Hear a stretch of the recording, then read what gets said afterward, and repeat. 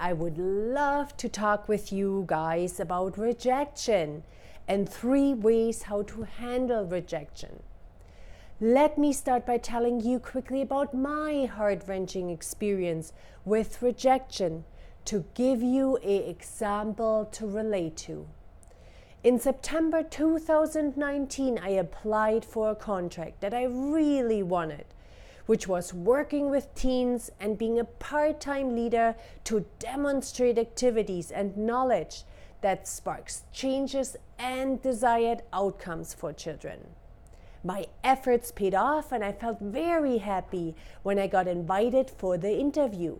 I felt excited being there and seeing everything in action. It felt like a place I could see myself working in. After my interview had ended, I felt good about how it all went, and I awaited the results with anticipation. 2 days after, the expected email was in my mailbox. I quickly and excitedly started reading through it, and you won't believe what I read. The email wasn't anything I wanted to hear. It stated that they were impressed with the interview, and yet they had seen many qualified people and decided to go with somebody else instead. Did I just read that right? Was that really true? The matter of fact, yes it was. And somebody else got the job instead of me. Once that knowledge hit me, I started sobbing and bursting out in tears. I felt sad about the fact that I did not get that contract. To be honest, I was devastated and hurt. The pain of rejection felt paralyzing and very real to me. Can you imagine all the hard work I put in? And then I got told somebody else got the contract? What about you? What happened to you that you feel rejected? Did your friend not invite you to her party? Did the girl you have a crush on said no going on a date with you? Did you not make it into the swim team? I know you know what it feels like being rejected. It hurts, doesn't it? It does. But the great thing to know about this is that it's actually our brain that makes us feel this way. Our brain is hardwired to feel pain when we are being rejected, because the same areas of our brain become activated when we get rejected as when we experience physical pain. This brain circuit is due to our history of living in a tribe, and where belonging to this tribe helped us survive. So it is our brain chemistry that thinks when being rejected we won't be able to survive. And just as I do, you know we live in different times now, and we do not have to threat surviving when we are getting rejected. It's normal to feel this way, and there are solutions to overcome this. Another interesting clue is that since we are used to live in tribes 1,000 years ago, humans are wired to be social animals, which means we want to feel needed, we want to feel connected, and experience rejection, which leaves us feeling the opposite of connection, causes us to feel unsettled, because we like to belong. Therefore, rejection seems very personal to us. So in my case, I believe that it was my fault that I didn't get that contract, that I wasn't good enough, that I did not deserve it. Reality is, it's not personal. It's a circumstance. Rejection happens due to fit and suiting criteria in that moment. So yes, I did not have a certain skill that the contract was asking for at that time, but I still kept believing in myself and started working on improving myself. For you, it may be expressing yourself better. Maybe it's negotiating on what it is you want to get. Maybe it's being more assertive and confident in what you want.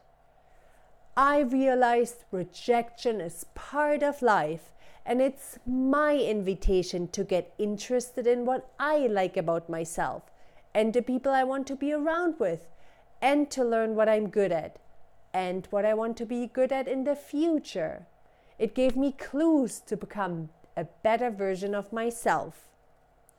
I acknowledged that it was important too, though, to allow these feelings of hurt to get processed by my body and respected by my mind, because this is how our bodies and mind are able to cope with rejection and negative feelings. Just as like physical pain, it takes time. It's important to know not to assign too much value on those negative feelings or pains in a way that we take it personal. Again, rejection is not personal. It teaches us in that moment what we need to support ourselves with and how we can get better. Do you believe that? So instead of becoming angry with myself and critical as I used to do, I even used to call myself names or curse myself, such as I'm so stupid. Why did I do that? Or thinking about what I should have done better, such as I should have paid more attention. I realized that it did not help me, but coming up with solutions that build my skills and revive my self-esteem instead do. This is the only way how we can recover much faster from rejection.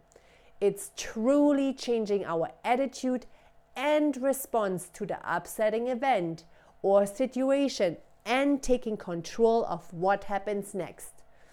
Since we cannot always control what happens on our outside world, we do have the power to choose how we react to the situation. So how can we do this in a more practical and simple way, you may ask? Step number 1. Bring back your positive thoughts and emotions that you might have put away during the event of rejection, so you can take back your life again. Start reviving your hurt self-esteem by reminding yourself on your best 5 values and what you have to offer to the world. Write down at least 5 positive traits about yourself right now. And you can even go further and ask your friends what they really like about you, so you feel even better. Pause the video if you have to, and come back for step number 2. All right, now that you guys have written down your 5 positive values or traits, step number 2 is write down at least 3 of your coolest things you have done so far, so you can feel proud of yourself of what you've done, and so you can believe in that person you are becoming. Step number 3, what have you learned from this situation? I want you to write down at least 3 skills or goals or actions you like to learn and are excited about. So let's say you felt there was a certain skill that you were lacking in your situation and that you like to get better in. You could go online to connect with a group that practices that skill, so you can feel that sense of belonging by becoming affiliated with that group. It could be communication skills, learning how to be more confident, anything that you like to get better at. Finding ways to rebuild your self-esteem will help you recover from rejection much faster and finding even greater opportunities to move on with life. Can you believe that?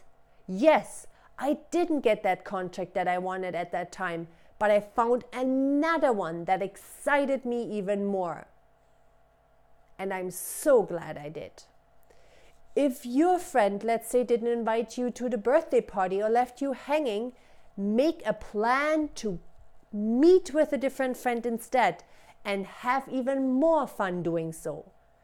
Believe in yourself and know you can rise above that experienced negativity, and find ways and people that interest you again and make you feel good about yourself. It's also important to nurture yourself while you're going through rejection. Get those healthy foods, get those fresh foods so you can nurture your mind and body. Participate in that activity or exercise that you like so much.